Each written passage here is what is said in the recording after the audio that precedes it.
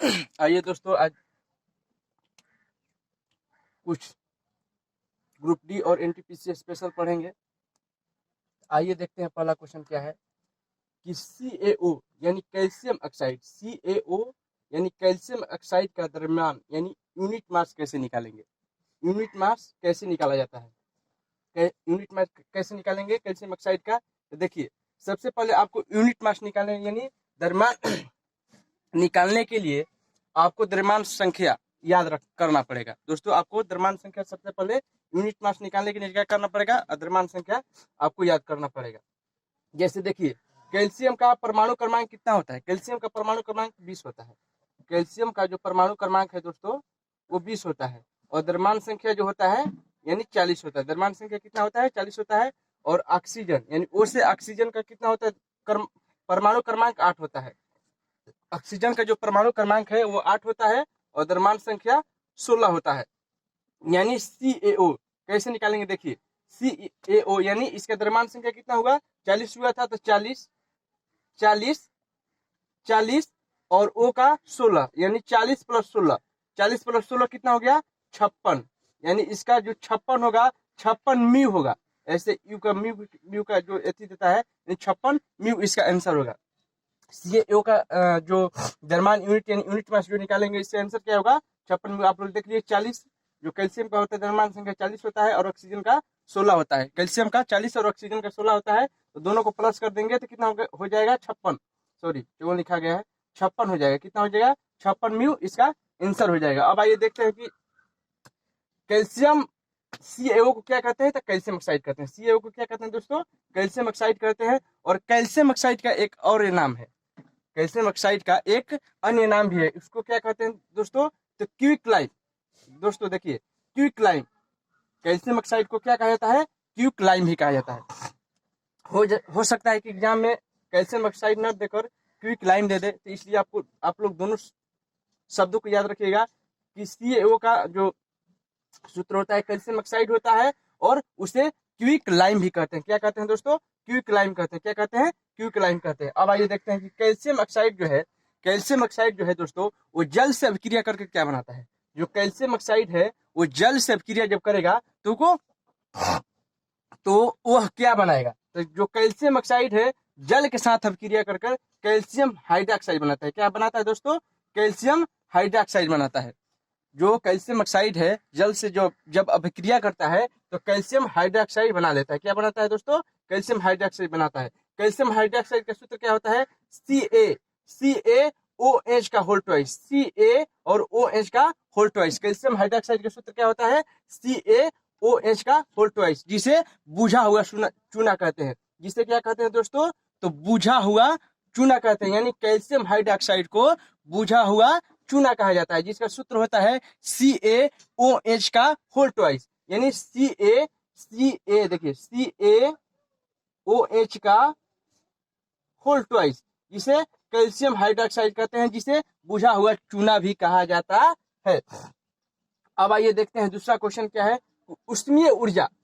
उष्मीय ऊर्जा किस रूप में निर्मित होता है, कैसे निर्मित होता है, यानी उष्मीय ऊर्जा का निर्माण कैसे होता है, यानी उष्मीय ऊर्जा कैसे निर्मित होता है। तो देखिए दोस्तों, जो उष्मीय ऊर्जा है श्वसन की प्रक्रिया के द्वारा, जो उष्मीय ऊर्जा है श्वसन की प्रक्रिया के द्वारा निर्मित होता है। जो उष्मीय ऊर्जा है वो श्वसन की प्रक्रिया के द्वारा क्या होता है, तो निर्मित होता है।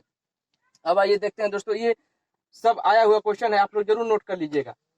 अब आइए देखते हैं तीसरा क्वेश्चन क्या है कि नाम में क्या रखा है। क्वेश्चन है कि नाम में क्या रखा है, यदि हम गुलाब को किसी अन्य नाम से भी बुलाएंगे तो सुगंध देगा। एक जो विद्वान थे उनका कथन, किस विद्वान का यह कथन है कि नाम में क्या रखा है, नाम में क्या रखा है, यदि हम गुलाब को किसी अन्य नाम से भी बुलाएंगे तो सुगंध देगा। किसने कहा था दोस्तों, विलियम शेक्सपियर जी ने कहा था। किसने कहा था दोस्तों, विलियम शेक्सपियर जी का कथन है कि नाम में क्या रखा है, यदि हम गुलाब को भी किसी अन्य नाम से बुलाएंगे तो वह सुगंध देगा। किसने कहा था, विलियम शेक्सपियर जी।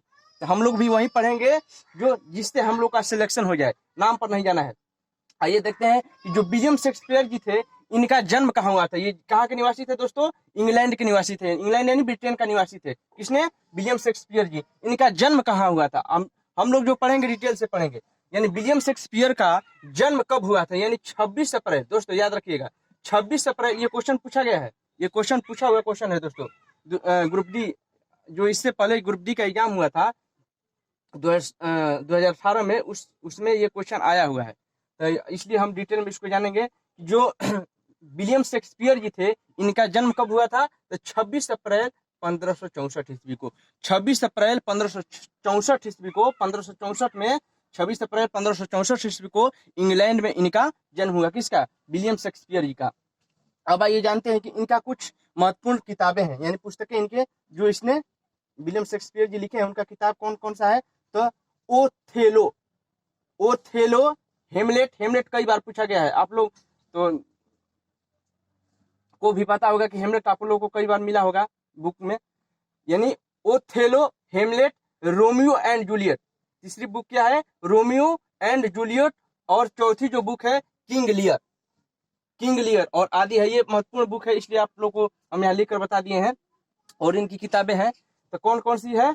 ओथेलो, कौन सी है? Othello, Hamlet, Romeo and Juliet, Romeo and Juliet और किंग लियर, किंग लियर। इनकी 4 महत्वपूर्ण पुस्तकें हैं। किसका? तो विलियम शेक्सपियर जी का। अब आइए जानते हैं कि अनुवांशिकी, अनुवांशिकी रोग कौन कौन से हैं, इसके बारे में दोस्तों जानेंगे।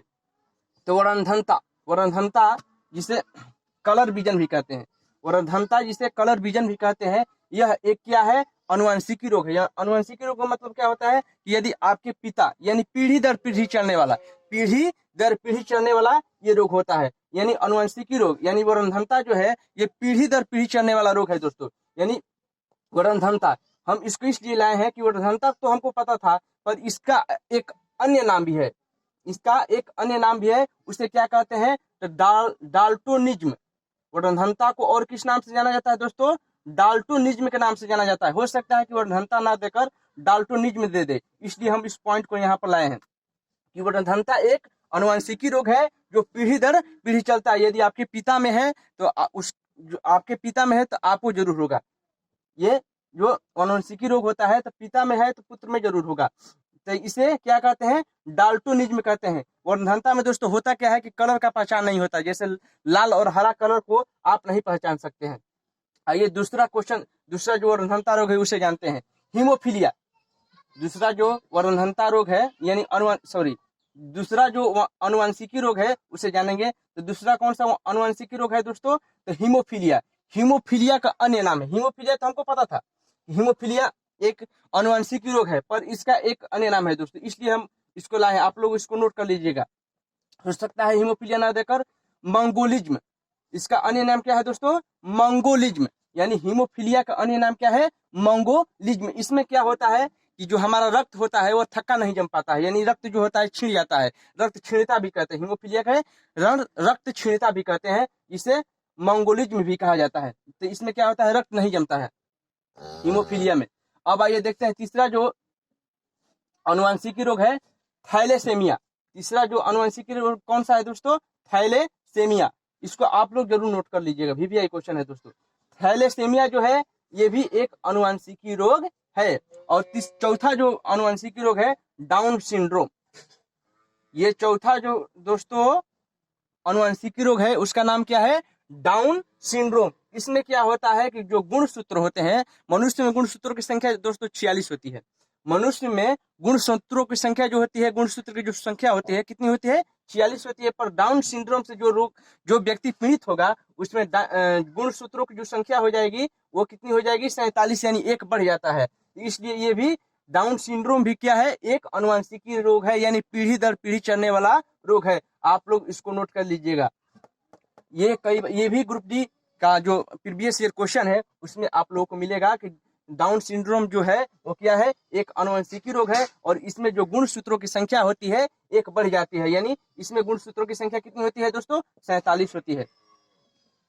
आइए दोस्तों इस टॉपिक को हम लोग यहीं रोकेंगे। और अभी हाल फिलहाल में राम मंदिर अयोध्या में बन रहा है, तो हम लोग करंट अफेयर के बारे में जानेंगे। राम मंदिर से जितना क्वेश्चन बनेगा एग्जाम में आने वाला राम मंदिर से जितना क्वेश्चन बनेगा उसको हम लोग आज पढ़ेंगे, क्योंकि करेंट अफेयर भी जरूरी है। और करेंट अफेयर ऐसे चलेगा, ऐसे ही क्वेश्चन चलेगा।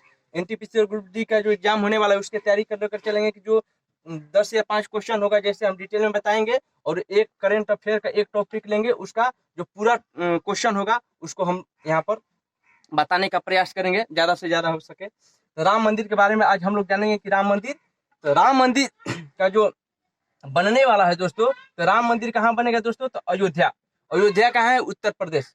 अयोध्या जो है उत्तर प्रदेश में है, जिसे पहले फैजाबाद के नाम से जाना जाता था। दोस्तों पहले अयोध्या को किस नाम से जाना जाता था दोस्तों, तो फैजाबाद के नाम से जाना जाता था। यहीं पर फैजाबाद यानी अयोध्या में ही राम मंदिर का निर्माण होने वाला है दोस्तों।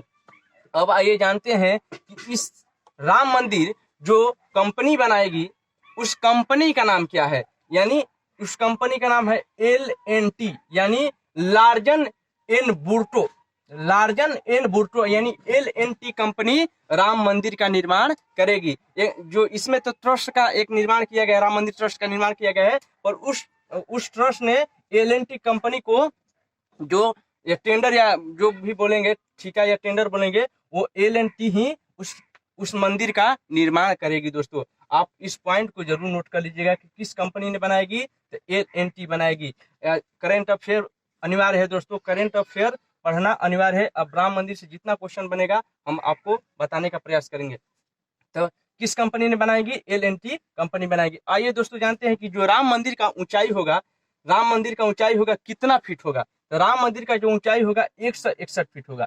दोस्तों जो राम मंदिर का ऊंचाई होगा कितना होगा, 161 फीट होगा। आइए जानते हैं कि देखिए ये जो राम मंदिर का नक्शा जो बना है इसमें कुछ संशोधन किया गया है।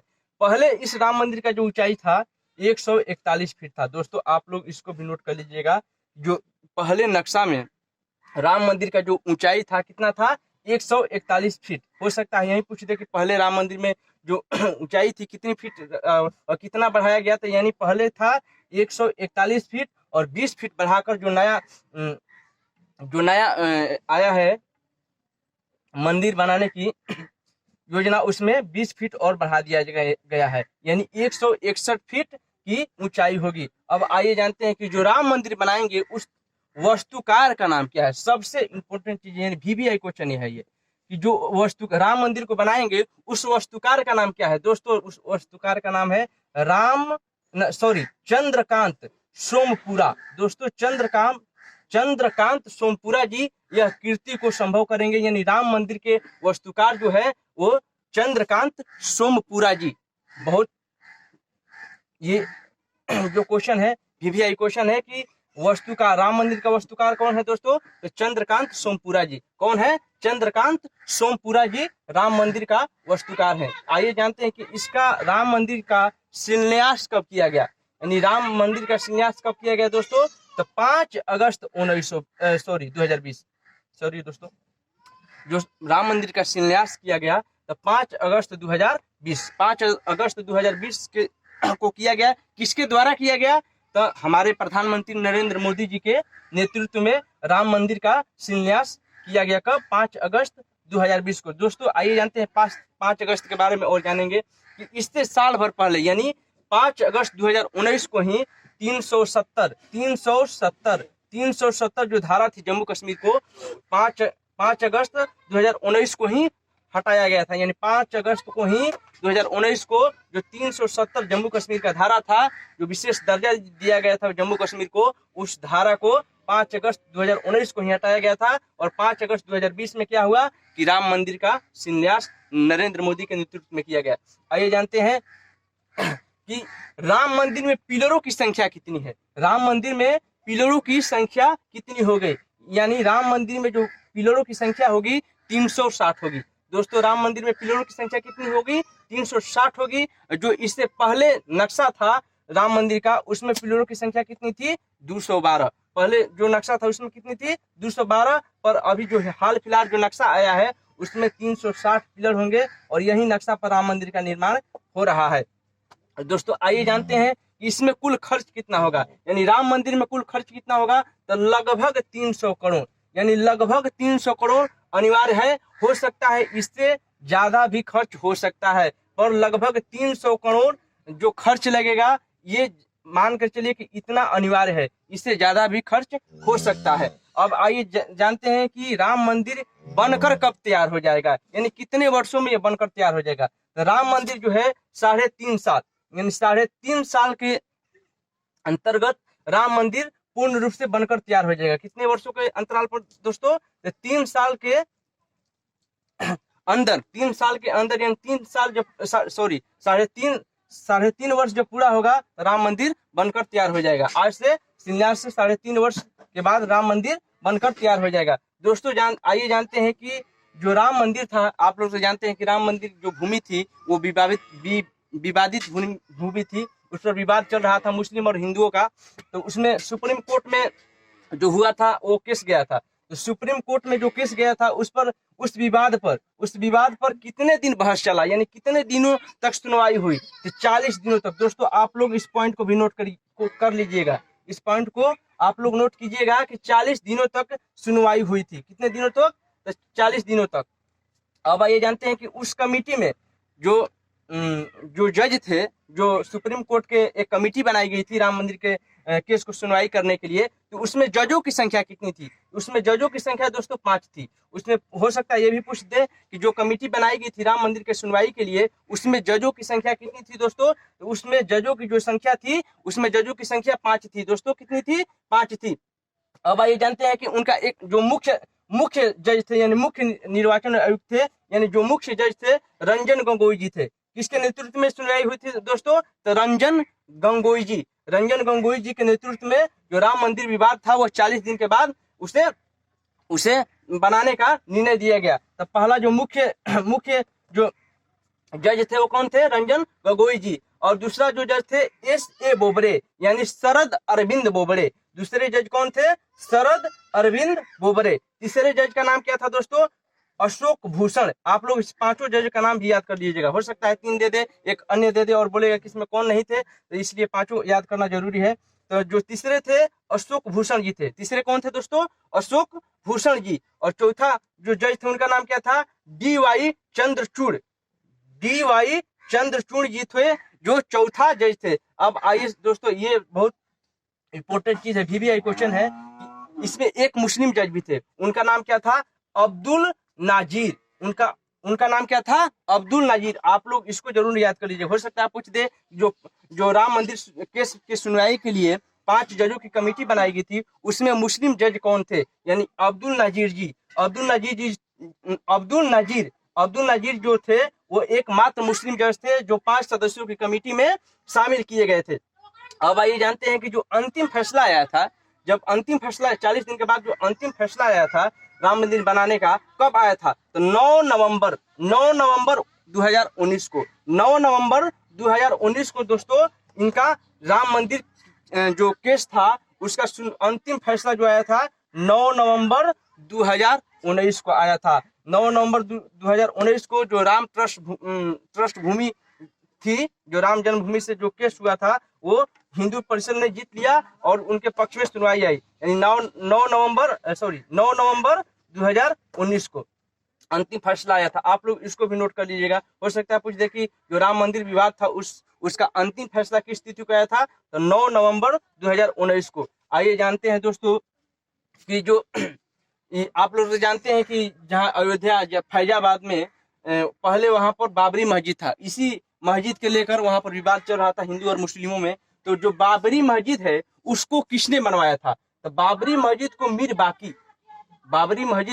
मीर बाकी ने, जो बाबर का सेनापति था। किसका सेनापति था दोस्तों? तो बाबर का सेनापति था मीर बाकी। उसने बाबरी मस्जिद का निर्माण अयोध्या यानी फैजाबाद में किया था। अब आइए जानते हैं कि विवाद कब से चला। तो बाबरी मस्जिद को जो हिंदू संघ के जो नेता और जो कार्यकर्ता है उसको गिरा दिए। उसने दावा किया कि यहाँ पहले राम मंदिर था, तो उसको गिरा दिया गया। कब गिराया गया था दोस्तों? तो 6 दिसंबर 1992 को बाबरी मस्जिद को ध्वस्त कर दिया गया हिंदू परिषद के कार्यकर्ताओं द्वारा। 6 दिसंबर 1992 को बाबरी मस्जिद को ध्वस्त कर दिया गया, यानी गिरा दिया गया। तो किसने बनाया था बाबरी मस्जिद? तब मीर बाकी ने किसके सेनापति थे? तो बाबर का सेनापति थे। और बाबरी मस्जिद को कब ध्वस्त किया गया? तो 6 दिसंबर 1992 को ध्वस्त किया गया। अब जानते हैं कि जब बाबरी मस्जिद गिराई गई थी, बाबरी मस्जिद जब गिराई गई थी, उस समय भारत का प्रधानमंत्री कौन था? दोस्तों इस पॉइंट को भी आप लोग नोट कीजिएगा, हो सकता है पूछ दे कि जब बाबरी मस्जिद गिराई गई थी उस समय भारत का प्रधानमंत्री कौन था? तो उस समय भारत के प्रधानमंत्री थे पी नरसिम्हा राव जी। पी नरसिम्हा राव जी जो थे उस समय भारत के प्रधानमंत्री थे। यानी बाबरी मस्जिद जब गिराया गया था तो पी नरसिम्हा राव जी थे, और जब राम मंदिर निर्माण यानी शिलान्यास किया गया उस समय भारत के प्रधानमंत्री कौन थे? श्री नरेंद्र मोदी जी थे। और जब बाबरी मस्जिद को ध्वस्त किया गया उस समय पी नरसिम्हा राव जी जो थे भारत के प्राइम मिनिस्टर थे, यानी प्रधानमंत्री थे। तो दोस्तों आज का वीडियो यहीं समाप्त करते हैं। यदि आप लोग को ये वीडियो अच्छा लगेगा तो आप लोग शेयर कीजिएगा और लाइक कीजिएगा, और जो हमसे गलती होगी तो आप लोग कमेंट बॉक्स में ज़रूर